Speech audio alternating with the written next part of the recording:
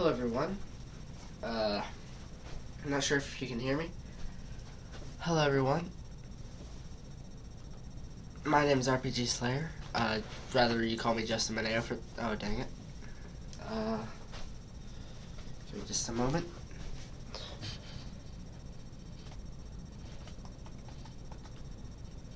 Okay. Alright, so welcome to the very first episode of... forget it. Okay, so welcome to the very first episode of Basic Concepts of System Kernel Design. Now this is a class I'm teaching on YouTube, and this is just basically going to talk about how you design a kernel in just assembly language. So basically here's what our goals are going to be for this week: to learn the basic premise of kernel design and the types of kernels, and we'll also give you some examples. I'm not sure how you can hear me, so this is just the first take. This is actually going to be the tape that goes up, and if it's bad, well, it'll be better in the next episode. Don't worry, I'll have subtitles and everything. So the history of the kernel, some of the original kernels were like the DOS kernels, followed by the Unix, and then Windows, and Minix, and BSD, and Linux kernels. And there's so many more, and I can't list anywhere near all of them here. You have more types in this. These are just the primary types. You have the monolithic kernel, the microkernel, the hybrid kernel, the exokernel. There's also the nano kernel. I'm not sure why I put exokernel in here because microkernel is off the same reason. Exokernel, are you kidding me? Exokernel should be off for.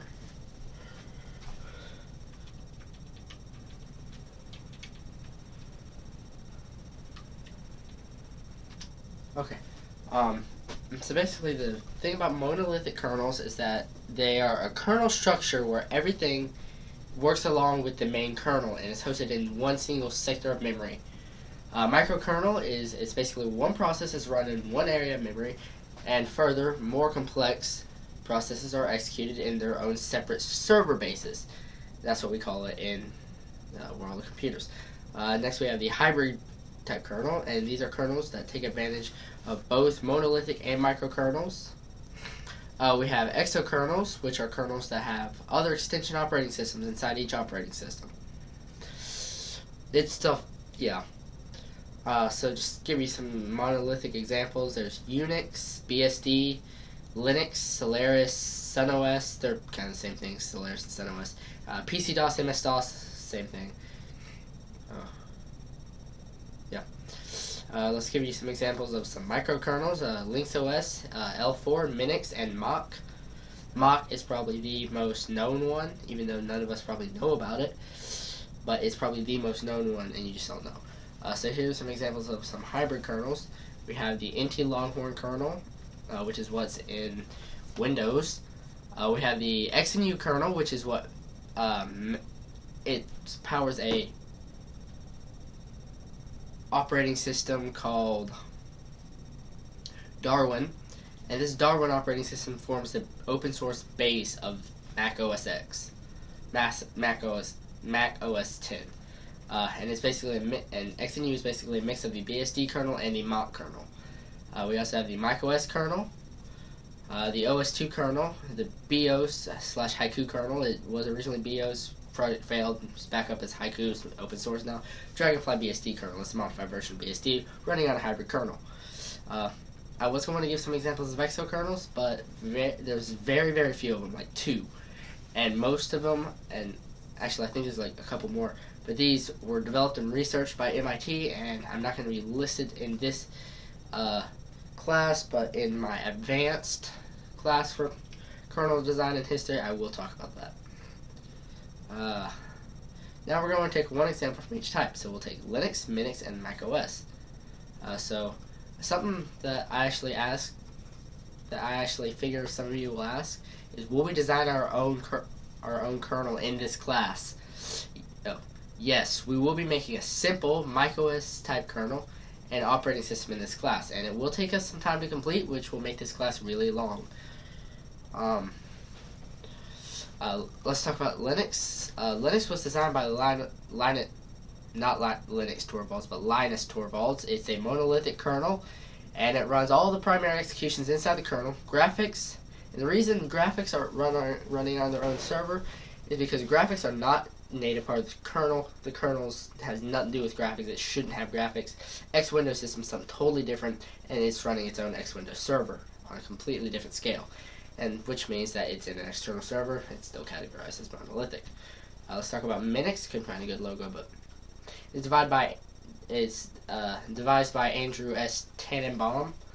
It's a microkernel, and nearly all of its processes are executed on a separate server layers, which means that the kernel is like the sole I/O driver for these servers. And about XNU, Darwin OS, Mac OS, is designed by Apple Computer, Next Computer, and a university. I put a university because I couldn't remember who it was, but now I'm remembering. It's Carnegie Mellon. It's a hyperkernel, and it combines the security and advancement of the Mach kernel with the stability and clock rate of the BSD kernel. And yes, I know we were going to do Mac OS, but we're not. Only when we're working on creating our basic kernel and operating system are we going to care about Mac OS. Until then, we're going to focus on XNU because it's a much better, much easier to understand example of what, basically, of what a hybrid kernel is, because it takes stuff from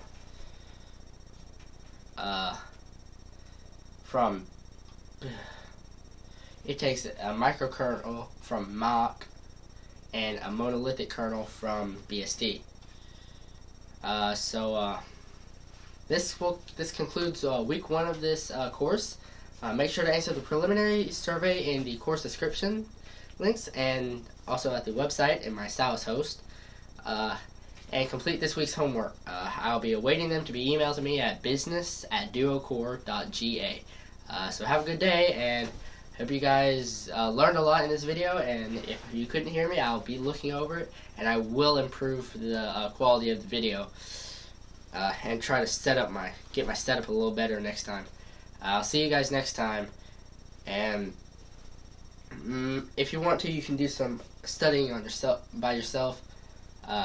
Yeah, basically good to go. Have a great day.